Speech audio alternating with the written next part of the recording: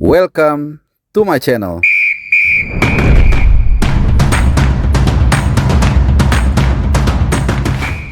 Halo, selamat hari Senin. Salam sehat juga buat teman-teman semua dari Sabang sampai Merauke, dari Pulau Miangas sampai dengan Pulau T. Ya, agak siang gua update-nya kali ini. Ini gua rekam jam 1 lewat di satu tempat ya, di satu tempat yang cukup menarik ya. Yang pasti kita akan kembali seperti biasa membahas soal persiapan timnas yang semakin mendekati hari H, semakin juga kita deg-degan karena dalam waktu 9-10 hari lagi kita akan menghadapi Arab Saudi dalam lanjutan atau laga bersejarah Piala Dunia, kualifikasi Piala Dunia round 3 yang kita semua tahu. Gue sering kali berulang-ulang ya, pembukaan ini 5 September kita akan menghadapi Arab Saudi di Jeddah. Kemudian lanjut 5 hari lagi menghadapi Australia. Nah, tentunya di persiapan kali ini juga kita akan mengintip ya kondisi para pemain di klubnya masing-masing, terutama yang berumput di luar Indonesia atau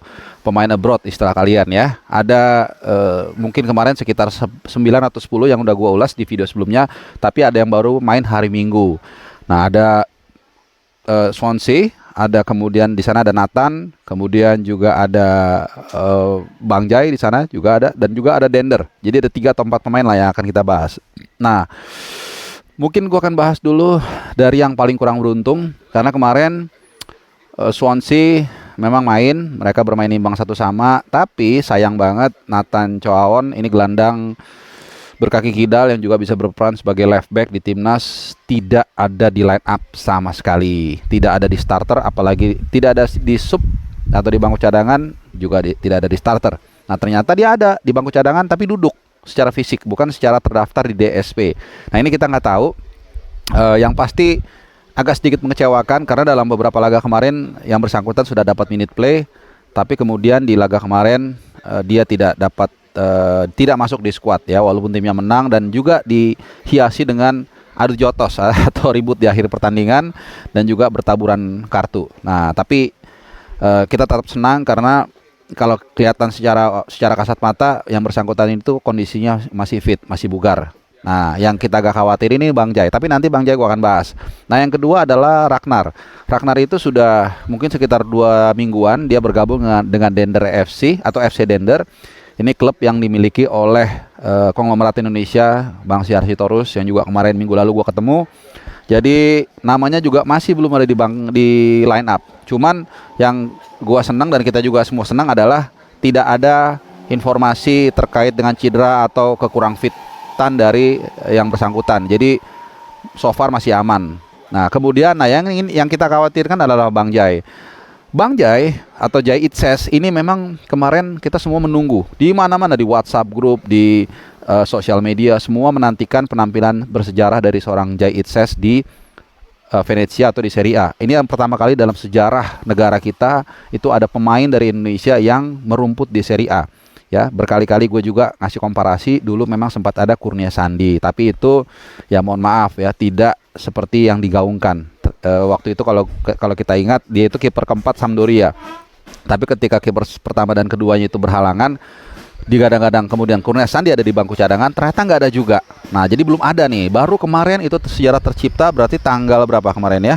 Tanggal 25 Agustus 2024 itu sejarah tercipta untuk pertama kalinya orang berkebangsaan Indonesia, bukan berdarah. Kalau berdarah Emilio Audero itu juga berdarah, tapi yang berwarga negara Indonesia yaitu Jai Itses menjalani debutnya menghadapi Fiorentina di stadion yang bersejarah juga di Firenze ya, di Firenze. Mainnya bagus banget menurut gua ya, dengan status promosi, kemudian juga baru kalah di pertandingan pertama dari Lazio 3-0 lawan tim Fiorentina yang cukup established. Kemudian memang sempat ditekan. Sebenarnya awal-awal enggak Venezia yang menekan, tapi kemudian along the way pertahanan dari Venezia itu dibombardir habis-habisan. Cuman kombinasi antara Jai Itses dan juga penjaga gawangnya, gue lupa namanya, itu tampil solid banget, kompak banget, dan juga benar-benar militan. Ya, babak pertama turun 0-0. Jai Itses juga beberapa kali mendapatkan atau membantu menyambut bola mati, bahkan ada satu tendakan dia dari jarak dekat di kalau nggak salah menit 20-an kalau nggak salah ya. Pokoknya di pertengahan babak pertama itu gagal menjadi gol ya, tapi kemudian turun minum nggak apa-apa 0-0. Nah, memasuki babak kedua situasinya tetap ditekan Venezia. Jay Itses, kalau kalian yang nonton, teman-teman pasti tahu ya, pasti tahu detail bagaimana Jay Itses itu bermain sangat tenang. Ya, seperti pemain yang udah bertahun-tahun bermain di Serie A. Ya, kipernya juga tapi tampil bagus, tapi sayang kemudian ada insiden sekitar menit 60-an mungkin ya. Jay Itses itu tabrakan. Sebenarnya sebelumnya kita nggak tahu nih, tiba-tiba diganti. Nah, gue dengan beberapa teman-teman subscriber channel Bung Harpa itu sempat ngobrol juga di IG, di WhatsApp. Wah, ini kenapa bang? Kenapa diganti? Kayaknya nggak ada apa-apa gitu. Dan nggak mungkin, orang dia mainnya bagus kok. Statistiknya juga bagus lah. Gue nggak usah nyertakan lah, biar ngeditnya cepet. Intinya dia bagus lah. Tapi ternyata memang usut punya usut, ada benturan dengan Moise Kean yang membuat akhirnya Jay Itses ya mungkin sakit atau apa, gue kurang ngerti. Jadi akhirnya Eusebio Di Francesco, ini allenatore dari Venezia, allenatore yang baru ini, akhirnya tidak mau ngambil resiko. Jadi kita juga harus mengucapkan terima kasih nih buat Eusebio. Ini idola gue waktu dia dulu main di Roma nih, ngisi sisi kiri melapis Candela. Itu ya mungkin mendengarkan juga doa masyarakat Indonesia yang jangan sampai Bang Jay ini cedera nih. Karena kalau sampai Bang Jay cedera, waduh, kita di lini belakang semakin krisis. Udah nggak ada udah nggak ada Justin Hapner akumulasi kartu, kemudian juga Jordi Amat terakhir nggak dipanggil, kemudian juga Elkan Bagot kita tahu seperti apa, dan hanya tersisa mungkin yang paling bagus ya Rizky Ridho di sana ya. Jadi kita nggak tahu, ini ada waktu sekitar 9-10 hari, mudah-mudahan benturan ataupun cedera yang dialami oleh Jay Itses apapun itu tidak parah. Kalau bisa tidak ada ya, mungkin hanya memar atau apa, sehingga nanti dia bisa bergabung dengan rekan setimnya, dengan pasukan Garuda tanggal 2 September paling lambat di Jeddah untuk persiapan menghadapi Arab Saudi. Ya, tapi kalau nggak ada ya apa boleh buat. Biasanya nanti Rizky Ridho yang akan ditarik sebagai CB tengah, kemudian mungkin CB kanan itu Sandy Walsh, dan CB kiri bisa ditarik Nathan Chowan atau Dewangga mungkin, atau siapapun. Yang pasti kalau nggak ada Bang Jay ini akan menjadi sebuah kerugian yang sangat luar biasa. Bukan soal kehadiran kontribusi dia sebagai seorang pemain center back yang kuat dan berpengalaman, tapi juga ya mentalitas kita sudah lihat lah bagaimana pemain ini sangat luar biasa. Pemain mungkin grade yang paling bagus di tim nasional saat ini. Nah, terakhir last but not least mungkin soal Tom Haye. Berulang kali gue mengatakan, banyak banget yang nanya, gimana bang Tom Haye, gimana bang Tom Haye. Kabar terakhir memang belum ada yang clear. Maka ada beberapa yang coba ngasih informasi yang tidak berdasar lah, gue nggak bilang hoax ya. Katanya udah di sini bang, masa nggak tahu katanya udah di sini. Ternyata nggak juga, memang nggak ada yang clear ya. Kalau clear gue pasti salah satu yang terdepan untuk tahu dan mengabarkan ke kalian. Jadi ini agak mengkhawatirkan. Kenapa? Karena persiapan ini sudah semakin dekat. Kalau sampai dia tidak mendapatkan competitiveness level dan kebugaran yang baik, ini juga tentunya akan mengurangi torsi dia untuk tampil nanti maksimal menghadapi Arab Saudi yang kita tahu tidak mudah. Ya, ini pertandingan pertama.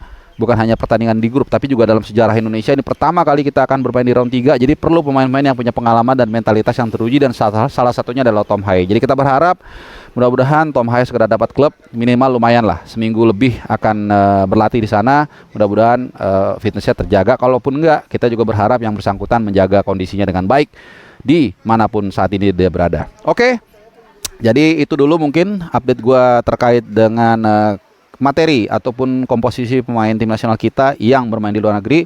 Sekali lagi buat Bang Jay, semoga cepat sembuh. Seperti biasa, the power of prayer, kekuatan doa dari seluruh masyarakat Indonesia, khususnya pecinta tim nasional Indonesia, mudah-mudahan jadi berkah. Mudah-mudahan Tom Haye bisa cepat sembuh dan membela Garuda dan minimal mencuri 1 poin dari Jeddah nanti. Alright teman-teman semua, terima kasih sudah menyimak, dan seperti biasa gue berharap kalian dalam keadaan sehat, bahagia, dan juga selalu stay tune di channel Bung Harpa. Bye-bye.